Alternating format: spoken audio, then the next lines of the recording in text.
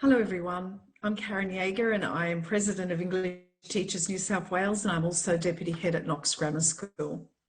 I'm going to be presenting on Module C, the craft of writing for advanced English. And it's probably seen as one of the most challenging modules because it's not one you can study or just do a rote prepared imaginative or discursive or persuasive response for. You do have to think on your feet. However, I am going to show you how you can prepare with a toolkit of writing that you actually acquire from your prescribed texts. As you watch this, remember to pause, read things carefully, particularly when you get to your prescribed texts. I'm going to start with the first quote from Geraldine Brooks. Writing may aspire to art, but it begins as a craft. All writing starts as a craft, just as everything else we do in life. It is something that we can all acquire and all become really good at. And please don't be one of those people that say, but I can't do writing anyway. Because if you learn the tools of the trade, if you appropriate great similes or metaphors or the way sentence structure is done from your prescribed texts, then you too will be able to craft your writing to get the marks that you would like. But this won't happen unless you do what Jane Yolan recommends. Exercise the writing muscle every day, even if it is only a letter, notes, a title list, a character sketch, a journal entry. Writers are like dancers, like athletes. Without that exercise, the muscle seize up. I can't stress this enough. You need to be writing every single day, even if it's only for 5 or 10 minutes. Practicing openings, closings, an excerpt from text. Otherwise, you will find it challenging in 40 minutes to actually do 2 parts or a single part, whatever is required in your trial or your HSC for Module C. So what's the Module C HSC examination? It's one question that may contain up to 2 parts, and it did last year. The question can require an imaginative, a discursive, or a persuasive response. And then if there are 2 parts, it can require an evaluative, explanatory, or reflective response. Last year, students had to explain how their Mod C prescribed text or texts shaped the way that they crafted their response. The marking rubric is based on 2 things: how you craft language to address the demands of the question. I cannot stress enough how significant it is that you make that question the driver for everything that you do in Mod C and in fact all sections of paper 1 and 2.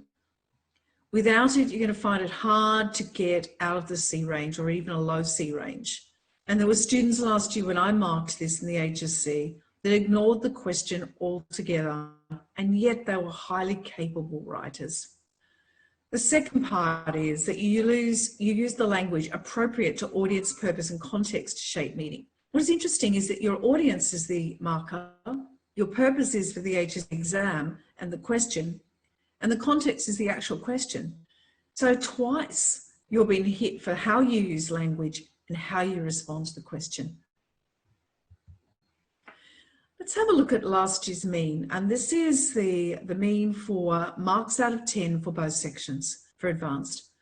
Note that the candidature is around 25,000, so it's dropped a little bit. A lot more people are going to standard, which means you've got a high caliber of candidates for advanced English. It also means, on a really good thing, that it scales well if you get a band 5 or 6. So for the first part out of 10, the mean was 6.40, which is actually quite good. But look what happened with the second part, where they had to do the explanatory. It went down to 5.61. Now, you would think an explanatory based on your prescribed text would actually be easier. But in fact, what we found was that a lot of students didn't time their responses well. Some didn't even do the second section or get to it. Some wrote a simple paragraph. So please remember, when you do paper 2, only allow 40 minutes for section A, Mod A, for Mod B, and then for this section. And watch your timing, 20 minutes for both, it's worth 10 marks, so that you actually can get a high mean in that second part. You can get this feedback from the Marking Centre if you just simply go to the NESA website. So I've just grabbed some of it before we get into looking at Mod C. So you had to demonstrate your understanding of the module, that is, that it's about the craft of writing. It is not writing, for example, a critical essay. You had to address all aspects of the question, and in this last year, paying particular attention to the stimulus. You had to avoid rewriting, appropriating, or creating an extension of your Mod C prescribed text unless it is asked for. So, for example, Barn Owl and Nightfall, where people just read out a bit, getting a gun and going out and shooting an animal, is probably not really innovative and really not reaching to the top. Consider the mark value for each component. Last year, the equal marks, it could be 8 and 12. You need to look at what it's going to be and get your timing right. And of course, watch that handwriting. Even though it's marked on screen, you still have to think very carefully about the way you craft your writing as well with your pen. The second part, so if we now look at the feedback for better responses for part A, skillfully use the stimulus, so that's answering the question again. Addresses the keyword, engage with layers of the stimulus, so it's done twice now in this. We're able to use the nominated styles of a hybrid or in crafting the response, so that of an imaginative, that of a discursive or a persuasive. They evoked and sustained an emotional response in their reader, and this was based on last year's question. But they did so through figurative, rhetorical, or linguistic devices, in other words, the craft of writing. They used the extract in a metaphorical and conceptual way. They weren't just this incredibly literal piece. And lastly, they had skillful control of language. The better responses in part B, where it's an explanatory response.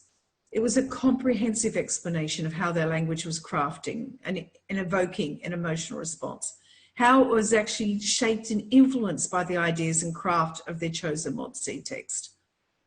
And they had to look at the question, compare and make sure that was actually in their response.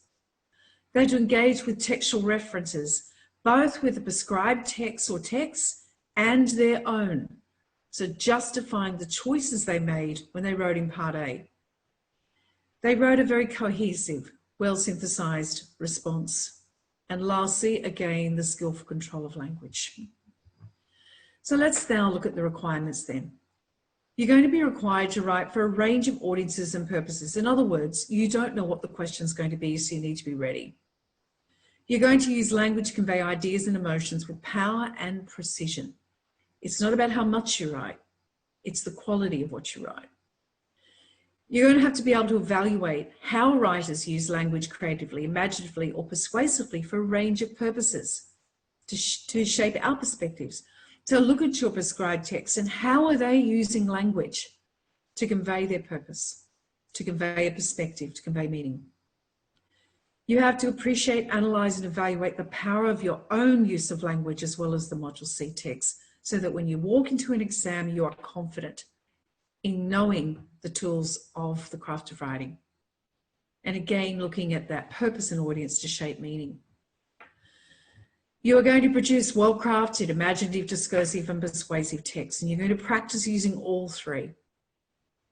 You're going to analyze at least 2 of your prescribed texts, and you may even revisit prescribed texts from other modules from Module A or B, so that you are able to look at their distinctive language features, their form, their structure, the way they use sentence structure. And be able to explain how all of these things I've just said have shaped your own writing, the form and the structure and the ideas and point of view and language that you use in your own texts. It is about the continuous crafting of writing, flexing the muscles of writing, knowing and playing with the form and structure of your prescribed texts, not just from Mod C, but look at Mod A and B. Imitating, playing with their structure, opening, complications, settings, characterization, and resolutions. What lines, what words can you appropriate? Appreciating how they convey perspectives, looking at that how again and informing your own writing.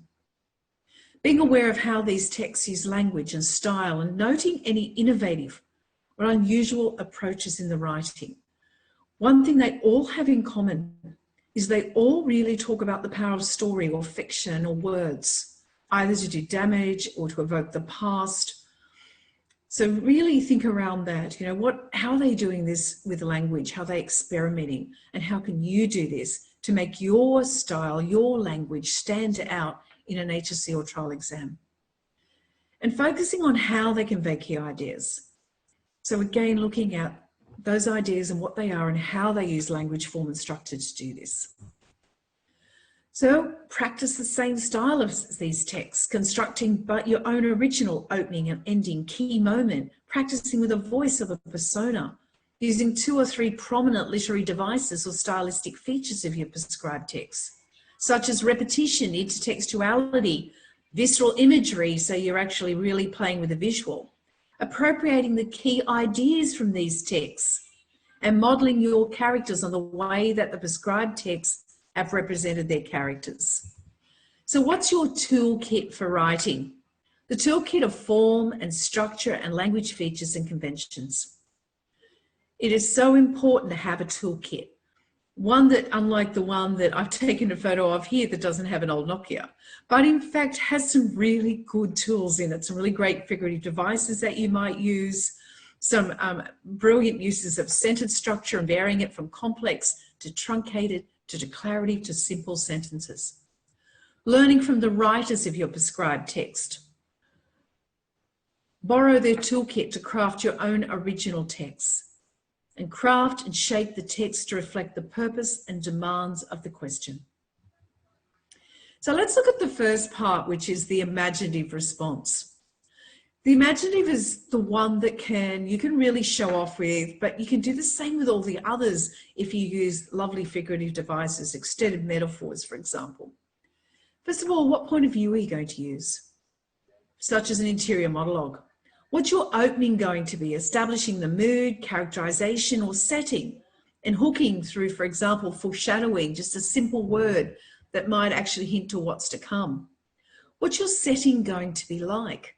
The visceral and auditory imagery. Most of the writers that you will meet in your prescribed text, if they are prose pieces or poetry, play with sound, play with the visual imagery together to create this beautiful combination of synesthesia, the combining of the senses.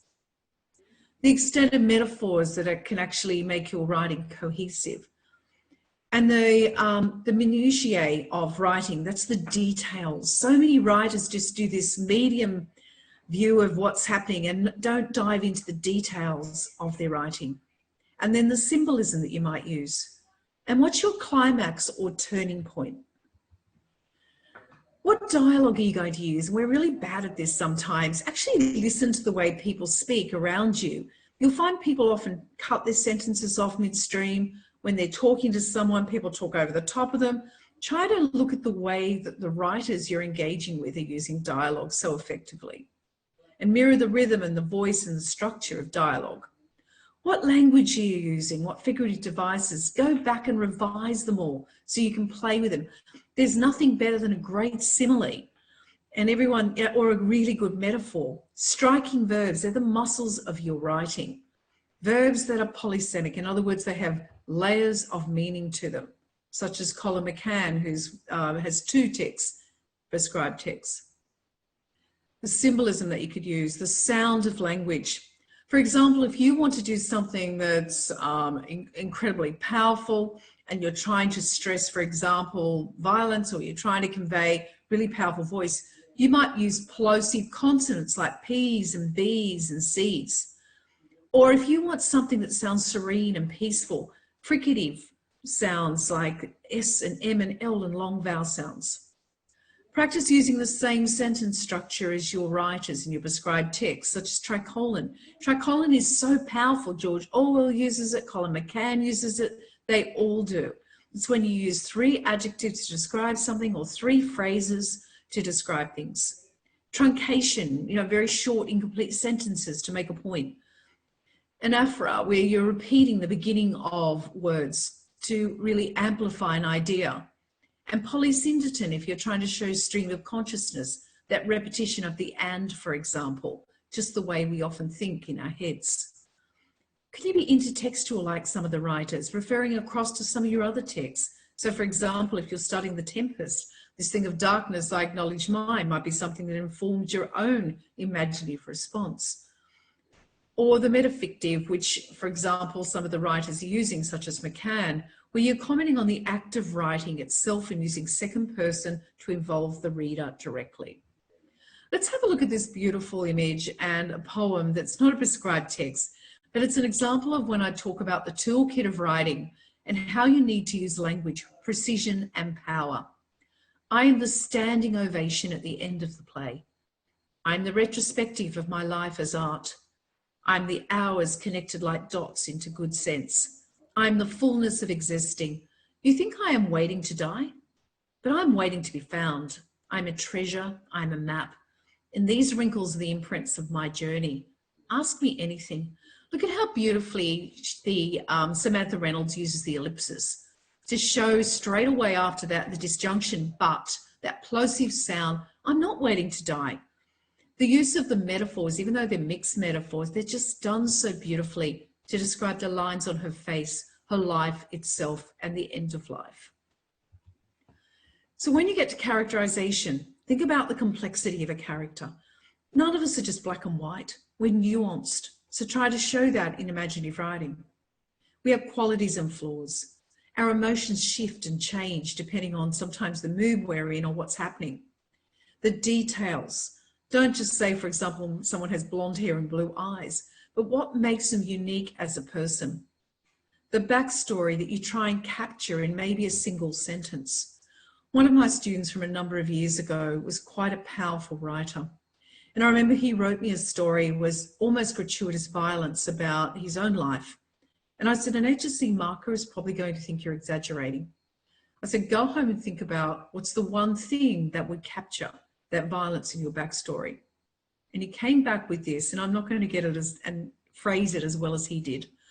He said, when I look into the mirror as I'm shaving, I trace the scar on my face to remind from the belt buckle of my father, to remind me of the man I will never become. That single thing, tracing the scar from the belt buckle on his face, we suddenly know what his story is without him being really descriptive here. You need to know how they move and act in the setting. You need to know what the dialogue and the voices of your character. And you need to know what relationships they have with other people and the world around them. And what are their actions and consequences? So if I were to ask you to describe this image of this man here, the lines on his face, the smile, the way the sun is in the back of him, illuminating his face, how many tales could he tell? And what would you write about? This is from one of my students from a couple of years ago. And he wrote about his grandmother, but what he did when he wrote about his grandmother, he did slightly change. She really didn't lose her husband or her kids, but this is how he made her story. Now, what is interesting when I look at his writing, he loved Colin McCann, loved the way he used tricolons. He loved his use of onomatopoeia. He loved the way that he used verbs so strikingly. So let's just have a look at the way he writes, and I want you to see how easily you can do this yourself. Maria stood over the marble table, peering down at the abundance of herbs and spices. She tucked an unruly coil of hair behind her ears, sighed, and proceeded to deftly sort the ripest and best from the array of seeds and corms that were strewn in front of her. I can see her with that coil, the way she has that coil of hair. Her slender arms cast shadows. Already we have a hint, shadows of what's to come. Her ribs pressed against the fabric as she tightened the cord further and further. Think about that apron and the way the cord is tightened. Whistling in gentle cadence, she pulled the mortar and pestle from her cupboard. From her hands a gentle fragrance arose, the smell of potpourri of herbs and spices permeating the air. And again, have a look at the use of the consonants of the P sound.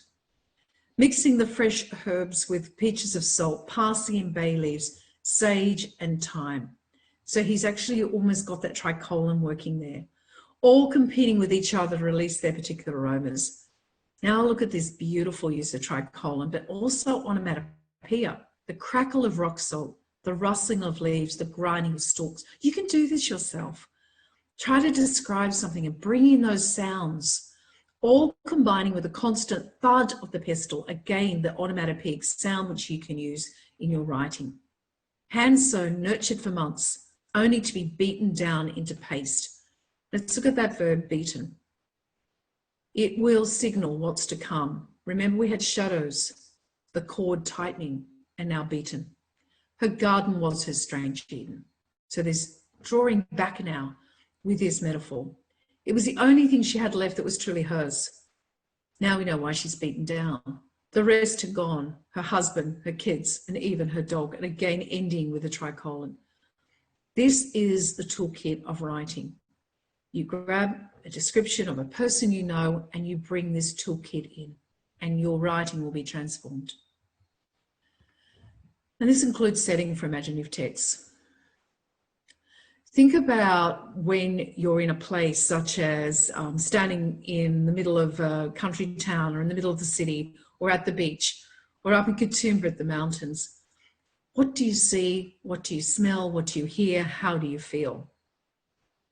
So if you look at the minutiae, the details that make a setting authentic, what are they? The authentic references such as real names, real place names, real locations.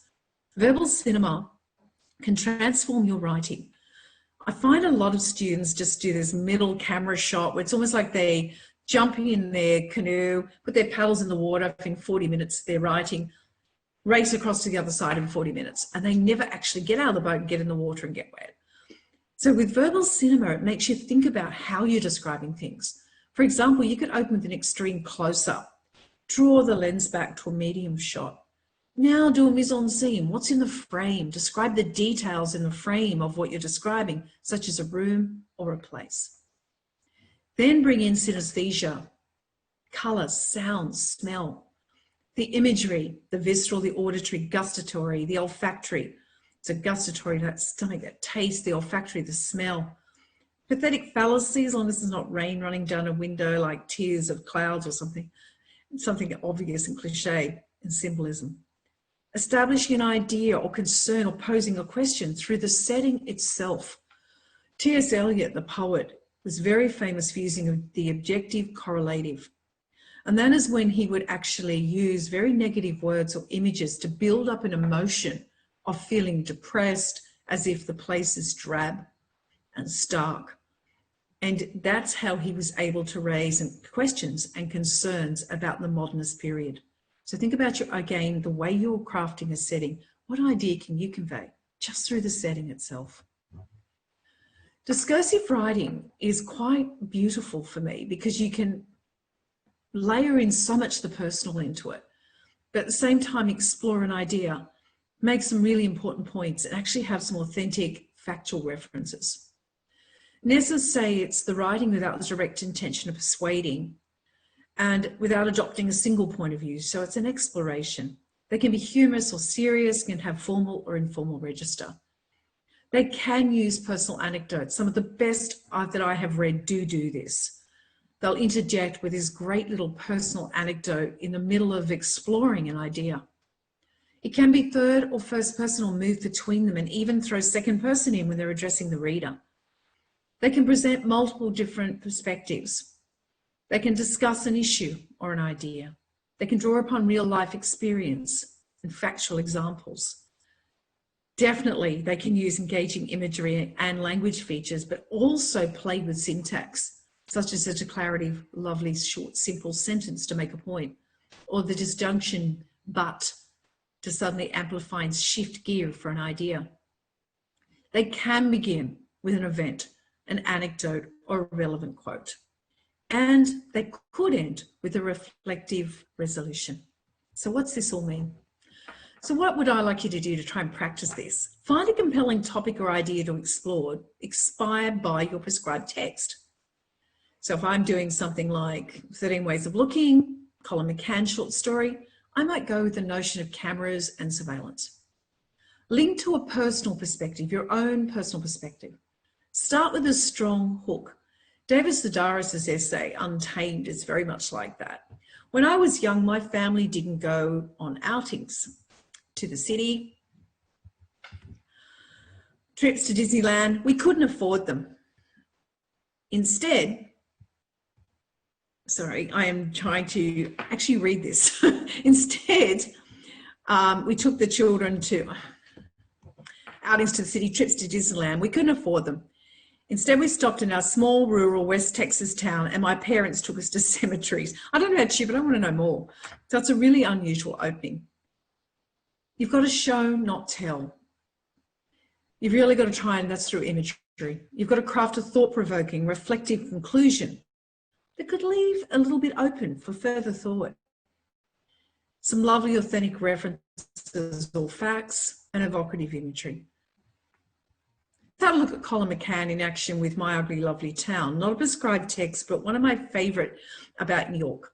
Let's say you know where you're from when you know where you want to die. So look at that second person. He immediately invites us in. And while part of me would like to be scattered in Dublin or the west of Ireland or even Texas or Mexico, I think I'd like most of me to be thrown to the wind over Manhattan and end up wherever the breeze happens to take me. The corner of a room in Chelsea, the dark 2nd Avenue bar and the dust of paths of Central Park, the spin of a Coney Island Dodgem car and the grind that settles on the fire escapes of the Lower East Side.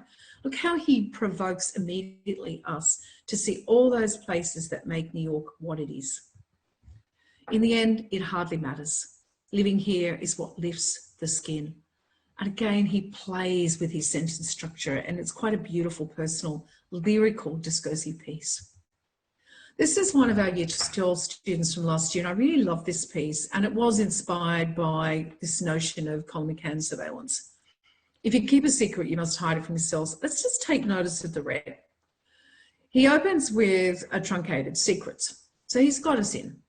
Everybody has them, but not everybody can keep them. Growing up in Australia, secrets are almost as common as mosquitoes on a blazing hot summer's day. And immediately he's captured us because he's used something we can relate to as Australians in this simile. Some of them leave a mark too. He's very clever. He actually extends it now. It always becomes an extended metaphor.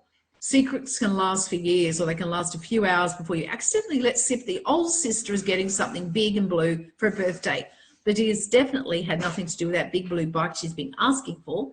Sorry, Claudia. Again, look at this beautiful personal note. Ultimately, though, in the end, the only person we can keep that elusive mystery from that's concealed is through that thought, that dangerous piece of information is from ourselves. And then he goes on to make it, for the better or worse, sometimes it means someone else's feelings untouched, a friendship preserved, or a conscience intact. Notice the tricolon happening. Other times that every little problem in our lives can be shelved away, gathering cobwebs in the inner clockwork of our minds, the metaphor. And then he talks about it coming crashing down. Now look at his reference across generally to Australia itself. In a country that prides itself on its toughness, its resilience, and its do the manly thing mantra, secrets can emerge from the most minute things. And again, he's used tricolon there. The disjunction, but they can have the largest consequences to shift the tone. In Australia, 6 men die each day by suicide, the facts. Then he talks about mental health lines. Now look how he finishes with a disjunction again, but not every secret can be heard. Because if you want to keep a secret, you must also hide it from yourself. He has beautifully played with sentence structure. He's used figurative devices, personal anecdotes to explore a really significant issue in Australian society and beyond. That brings me to persuasive. Again, the danger of persuasive is that you could end up just doing the argument or this persuasive style essay you would have done in primary or in year 7 or 10. A persuasive response can be just as beautifully wrought and written as the other two. You can still use metaphors and figurative devices. It will be cohesive in a focus line of argument. There's a very deliberate choice of structure and form and language. You use rhetoric such as repetition, tricolon again, emotive language, allusions, rhetorical questions, collective pronouns to try and make people like George Orwell did feel as if they're part of what your argument is. They will definitely use factual references. They'll use supporting evidence such as references to experts or statistics. They might use humour or satire. They will appeal to reason as well as our emotions. And it doesn't necessarily have to be a speech or an essay. It can be just this response, a literary response that actually just argues so powerfully and precisely a point of view. I'm going to have a look now at the Mod C prescribed text. And again, remember, look for yours, but also still listen, because what I'm going to talk about and you're going to see is that toolkit of writing. We start with Colin McCann's 13 Ways of Looking, the short story, and the opening of this one. Truthfully, he was born in the middle of that first case when he stood in front of the Brooklyn court, a fresh plucked assistant DA, and he shaped the words exactly the way he dreamed, and they entered the air and he could feel the way they fluttered and what they did to the faces of the all-male jury. Look at the way I said all of these prescribed texts about the power of words, the way that he plays with the words, that he in fact becomes an extended metaphor, but it also tells us it's past tense, that he's no longer like this. So he's already foreshadowing that there's been a shift, a change. And this whole story, based on the poem, alluding to the 13 Ways of Looking, the poem itself has got this notion of surveillance and cameras, and yet they see nothing. So what do we get? We get into textuality to Wallace Stevens' poem, 13 Ways of Looking. The story is structured into 13 sections. He begins with an extract from the poem. It's metafictive. He actually refers to the poem, when he's talking about the detectives unraveling murders. He talks about, of course, if of course it is a murder or poetry at all. There's multiple perspectives, the camera and the witnesses. And in fact, the irony is there are so many cameras, but the snow stops them from truly seeing who the murderer is. There are narrative crosscuts between Mendelssohn's last day and the efforts of the police in solving his murder. There's limited third-person narration, which allows you inside his head. And there's this cryptic, clever opening and closing. The first is hidden high in a mahogany bookcase, and then it ends with, so that was the camera, ends with more cameras in the city than birds in the sky. The irony, they didn't actually capture the murder. The self-deprecating interior dialogue, lock me up, throw away the key, oh Lord, you pissed and shat yourself, Mendelssohn. There's foreshadowing and hooks that something is more to come. There's verbal cinema, we're seeing through the lens of a camera, we're viewing him. There are truncated sentences, metaphor and tricolon. Look at the way that he even uses tricolon and truncation together, a meter, an enjambment, or a rhyme. The characterization imagery is really innovative and quite unique.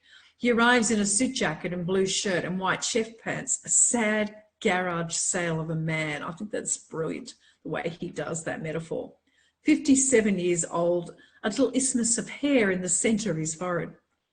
And even the way he describes the female detective's voice speaks to him at first in a Spanish that seems as if it has been scuffed and rolled on the streets of the city. Beautiful play with the muscular verbs. So what can you do? What's your toolkit now from him? If you took the stimulus, more cameras in the city than birds in the sky, the first thing I want you to do for all of your Mod C texts is write a reflective, analytical style essay, where you're going to explore the purpose, ideas, form, and use of language. This way you're going to know those distinctive features of the language, the structure, and the form. So you are ready to talk about how it has informed your own writing. Then I want you to practice doing an imaginative. Use the stimulus to craft the closing of a limited third-person narrative that plays with the notion of surveillance. What are some of your tools? Polysemic verbs. Remember, verbs that have layers of meaning. Motif, metaphors. Varied sentence structure, such as accumulation and tricolon. Now I want you to turn that into a discursive. The closing of a response that uses a stimulus to explore how the world is now seen through the lens of a camera, e.g. speed cameras. Concerts, everyone going to concerts, and I heard a musician say the other day, no one actually watches us, they actually look through their camera. And selfies, the selfie generation. The tools here, visceral imagery, the same as McCann, tricolon, personal anecdote, factual references, an extended motif of the camera and literary allusion. And then turn it into a persuasive, a closing that uses a stimulus to focus on the selfie generation or focuses on how we're all being watched and in fact listened to. I don't know if you're aware, but Google and Amazon, when they're in your house, are actually recording your conversation 24 hours a day whenever anyone's talking. There's an interesting story or persuasive there. So the tools are a motif, an extended motif again. It could be that notion of Big Brother. Extended metaphor, rhetorical questions, factual evidence, disjunctions, but, declarative and imperative sentences. And then the last thing I want you to do is choose one of those and write an explanation, about 500 words, how your Mod C prescribed text has influenced the way you crafted the closing for one of the three forms. So you can see when I said you flex your muscles of writing, you really need to. You keep practicing in the different forms. Now let's look at the other prescribed text by McCann, which is What Time Is It Now, Where You Are, where it's a metafictive piece about the act of writing. So the writer is actually thinking about what he could write about, who he could write about, where it's going to be set. You can see this in the red. Let's say a young woman, slightly exhausted by war, sitting on the edge of a valley in the cold, surrounded by sandbags, in the vast quiet, looking eastward, under a steel mesh of stars, so already a hint of war, all silence, not even the thrup, onomatopoeia, of a machine gun fire in the distance, and he keeps going. You'll notice his complex sentences become accumulation of images all the way through, and it starts to mirror the stream of consciousness without a stop of this writer who's talking about what he's going to write about. So it's metafictive. It's about the process of writing. You can play with this yourself if you are talking about where you would set a story and who would you write about and what setting and how would you end it. Fact and fiction blend into one. The Afghanistani war has suddenly become part of this whole story that he's writing. It's in the third person limited narration that connects the reader to the protagonist. The second person invites the reader to metaphysically be part of the process. There is striking and evocative, visceral imagery, such as the last bit, the stars themselves like bullet holes above her, so you cannot escape war. And the auditory imagery, not even the thrup of a machine gun fire in the distance. So now let's look at an activity you could do. Let's use the last line. The phone rings, it rings and rings and rings. Reflective, again, that one page, analysing the language, etc., the ideas, the purpose, the distinctive features. And imaginative, use the final line as a stimulus for an excerpt from a metafictive piece with different possible actions. So there could be different possible outcomes. Second person, accumulation of synesthesia as your tools of the trade from McCann. Now go to a discursive, an excerpt that explores how we hesitate to make decisions or addresses an issue from the past using the line as the stimulus. Metaphors and second person accumulation as your toolkit here. Or a persuasive, which is an excerpt from a response about the consequences of not making decision and taking action. And now we've got a second person, extended metaphor, disjunction, and the imperative voice. So your toolkit can really expand. Look at those things that are distinctive in each of the writers. Namely was very popular last year, his story, Love and Honour and Pity and Pride and Compassion and Sacrifice. And I can see why, because the writing is incredibly lyrical. He's very much the first person and it is very much linked to his own writing. If we just pick out a couple of things from this writing in red. So this is where the father, he's written a story about his father has found it and he's burnt it. Who had destroyed himself yet again in my name. The wind was full of acid. Look at the emotions being evoked. The freezing of the river, large bulging blisters. The water is black and braided. And then we've got the ending, shattered by a small stone dropped like a single syllable, referring to the act of writing being destroyed by the father. This is very much like I said with T.S. Eliot, that objective correlative, building up these negative emotions, acid, black, bulging, blisters, shattered. So you've got a reflective and retrospective resolution here. It's metafictive, that final line, and similarly self-reflexively links to Lee's own writing. The first person, the personal anecdotes, the visceral images of damaged memories, and the importance of empathy and knowing others' stories. So how about you took the stimulus, how that world could be shattered by a small stone, dropped like a single syllable. So again, your reflective piece, your imaginative, and opening for a piece about how a family's members' experiences in war can be damaging, resulting in a difficult relationship with others. Tools, objective correlative, the striking verbs, the first person dialogue, or a discursive, an opening for a response that focuses on how the events of the past, such as war, shape us and can damage present relationships. And you could use a motif, factual references to the past, visceral imagery and dialogue, or an opening for a persuasive speech about how damaging war can be across generations. And your tools become an imperative voice, the motif of a stone that symbolises the pain of war, rhetorical questions, visceral imagery and factual references. Barn Owl Nightfall was done by a lot of students last year, and the one warning I'll have is that a lot of students just focused on how barn owls shaped their writing rather than the whole diptych itself with Nightfall. And a lot of them tended to write responses about getting a gun and shooting an animal. So think about the beautiful lyrical piece that these two poems become. There's so much more than just that. You've got the temporal shift of 40 years, the Bildungsroman, that growth towards knowledge. Father, we pick our last fruits of the temporal. How beautiful is that, looking at how we grow old, the child becomes the father, and the father, of course, returns back to that childlike state. Very intimate first person and second person to address the father. The beautiful visceral imagery that transports us, particularly in Nightfall, or the ugly imagery that shows the shattering death of the barn owl. The striking verbs in the barn owl piece, and the imperative voice with "M what you have begun." The illusion of as the father being King Lear, "Old King, your marvellous journey's done." There's the motif of blindness that connects both poems, Owl Blind. That in itself alone could really inspire you to write a great piece of imaginative or discursive writing, or even persuasive, when I consider what's happening currently in the world.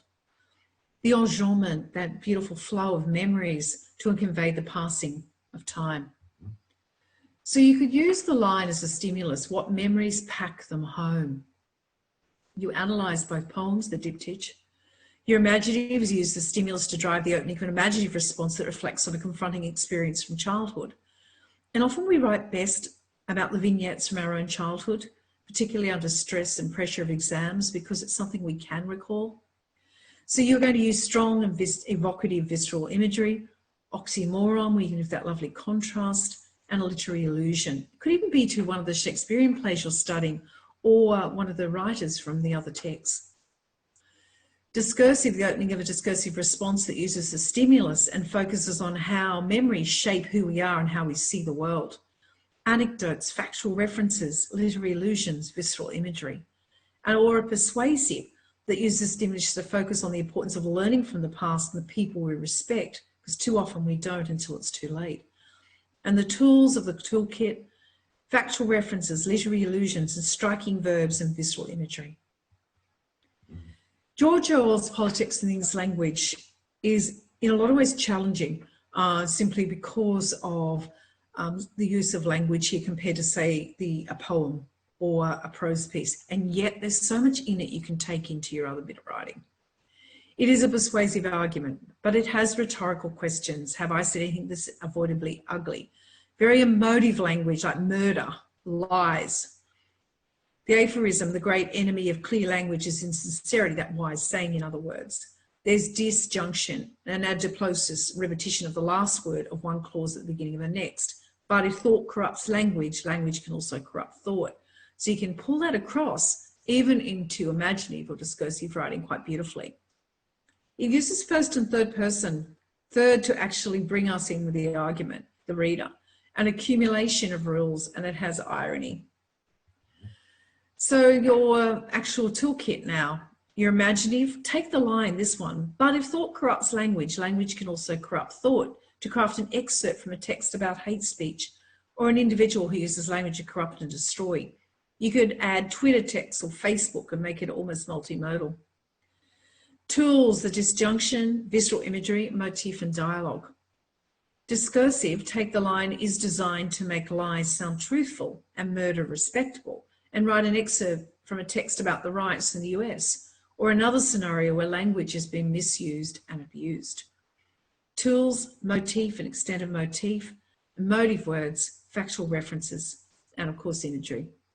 Or a persuasive, where you take the line is designed to make truth sound truthful and a murder respectable, and write an excerpt from a persuasive speech about how dangerous words can be.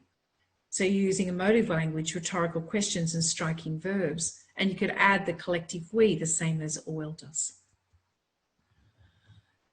Stamp Collector by Bowie Kim Cheng is a really lovely piece and was written on beautifully last year because I suppose it connects to us personally about how we all have objects from the past that we treasure and remember. It's in the present tense, symbolising how the past is always present. So that can make your imaginative writing really come to life and just pop off the page for a marker. The self-reflexive first person, we're thinking about own experiences. The enjambment, the flow of memories and actions, the evocative, figurative language. I remember the thrill as my fingers walked the filmy rows of going on to be of stamps. Accumulation of countries, ironically, whose names have now changed, representing the past and change itself. The extent of metaphor representing the diaspora. A few stamps have slipped from their moorings. And the metaphorical potency of stamps all the way through. So you could use the stimulus, my childhood coming into place under her learning fingers. You're imaginative, a pivotal moment from a text that focuses on discovering something from the past, such as a pendant, a photograph, or hearing a song, or a piece about a refugee who's carrying something with them that is symbolic of their homeland. I remember years ago, a beautiful piece about a red suitcase that was carried by a refugee. Tools, extent of metaphor, the first person in the present tense. A discursive piece that focuses on the legacy of the past and how parents or grandparents have passed on something that becomes your inheritance of your memories and experiences. Or an essay about travelling to a new place and how the past and home always remains. And your tools become anecdotes, first person, extent of metaphor. Or persuasive, that is an excerpt from a significant argument which looks at why people can never completely forget or leave their home. Then I want you to think about your tools again, that use of factual references, the extent of metaphor, striking verbs, anecdotes, and emotive words. And the very last one I want to look at, Home and Fiction by Geraldine Brooks. I just love the way she talks about language. I swim in a sea of words. It's just such a fabulous, short, simple metaphor and sentence. They flow around me and through me, and by a process not fully known to me, some delicate hidden membrane draws forth the stuff. This is a necessary condition. I am glad the jailers fear the power of fiction, the power of words. There's so many ideas in this. So the imaginative could be an excerpt from a text about receiving a letter or story with the words redacted. So that could be a really interesting one. I could be in, Siberia or wherever you're going to set this one. Or the burning of books, words lost to the flames of oppression. Your tools could be a motif, visceral imagery, first person, a discursive, an excerpt from a text that explores the power of words and how they can be so easily suppressed, or why the stories of your past and your heritage matter. And the tools are motif, visceral imagery, first and second person, and anecdotes. Or your persuasive could be an excerpt from an argument about why it matters that we're able to tell our stories in the first place. Or we could bring present in from Al Sharpton, the eulogy for George Floyd, get your knee off our necks, which becomes an extended metaphor for oppression, the need to speak out and address inequality. Extended metaphor, emotive words, and imperative voice. Whatever your prescribed text is, you are going to use the tools that they use. You're going to innovate with language and play with language the same way they do to create your own original pieces. Let's look at some sample questions then. And I want you to actually take a photograph of these as I go through so you can practice them. You've got holidays coming up, which should be really 3 weeks or 2 weeks of study. The opening of a text should immediately hook the responder so that they're going to be engaged emotionally, intellectually. So 2 parts, a 12 and an 8 marker. So a little bit more than 20 minutes on the first part, about 25. Write the opening for a persuasive, discursive, or imaginative text that engages the reader emotionally and intellectually. This is fairly broad. It doesn't have your stimulus here, and it probably might have in the exam, or it might not. Select the opening of one of your prescribed texts from Module C and evaluate how this opening informed your understanding of how to hook the responder. This is why I said you really need to know your Mod C text in terms of the opening, the closing, the use of language, the use of form, the use of structure. What about this one that focuses on voices? Composers use unique voices to convey their key concerns. 12 and an 8 mark again. Compose an excerpt from one of those 3 texts that reflects the unique voice of one of your Module C prescribed texts by using the same person and tense to convey a key concern. So you're going to have to really think about how it's being told and what will you do if you're going to have that same sort of voice. Justify how you appropriated the unique voice of one of the Module C prescribed texts. Ensure that you refer to the use of person and tense. Or this one. The context, perspective, and purpose of a composer influence the choices they make when constructing their texts and the insights they wish to provoke. Compose an excerpt from one of those 3 texts that conveys a significant insight that you have gained from studying one of your prescribed texts in Module C and reflects an intended purpose and your perspective and context. So remember, I said a lot in talking about the power of fiction or the power of words, the danger of words. You could pick up that idea and do a really, really clever piece. Second part is justify your choice of text form and insight and explain how they reflect your purpose, perspective, and context. So now it becomes a justification rather than an explanation. This one is based on setting. It's an image that I actually took in Clarion Alley in San Francisco. Create the opening, it's a setting, sorry, based on the image provided for an imaginative piece of writing. So now I'm only allowing one choice that expresses a societal key concern or question. You must use 2 key language techniques from your Module C prescribed text. Justify how you represented the concern or raise the question through the setting, and why you chose 2 key language techniques from one of your Mod C prescribed texts. Now, if I were doing this about Clarion Alley, for example, this Clarion Alley by night is really a drug dealer's alleyway. By day, the community has taken it back. They've claimed it back by getting these amazing artists to graffiti all of the garage doors down the alleyway, just like this one. And they're all about celebrating society, celebrating humanity. And it talks about we all deserve a healthy and safe community. So if I took something like this, a concern in a setting, I would think about how settings are so powerful in conveying how we all need to be together, how we all need to walk in each other's shoes so beautifully, rather than judging and being prejudiced against people.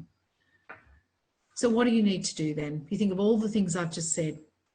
What is your toolkit? Is your toolkit, have you managed to actually borrow some wonderful things from your Mod C prescribed text yet? Such as the way they use tricolon, the way they use extended metaphor, or the way they use a really muscular, beautiful, striking evocative verbs.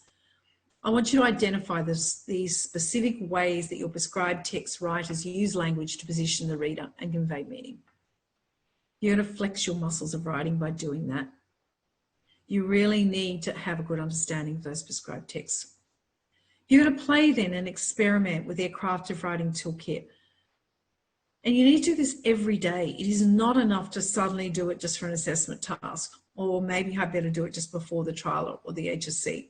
If it's just 10 minutes a day, write opening, settings, pivotal moment, a closing, practicing those 3 forms. Ensure that your imagery evokes more than one sense, such as visual and auditory. If you look at every writer from Shakespeare to Keats to all modern day writers like Colin McCann, they do this. They use that synesthesia to try and bring and invoke emotion and bring settings and people to life. And more importantly, seek ongoing feedback from your peers, from your teachers about your writing. Read it aloud, record it, read it aloud, and check it. So, ladies and gentlemen, I wish you all the best in Mod C. Don't see it as being as frightening as what most people think it is, because once you have the tools of the trade, you can create and craft anything that you like. Thank you very much.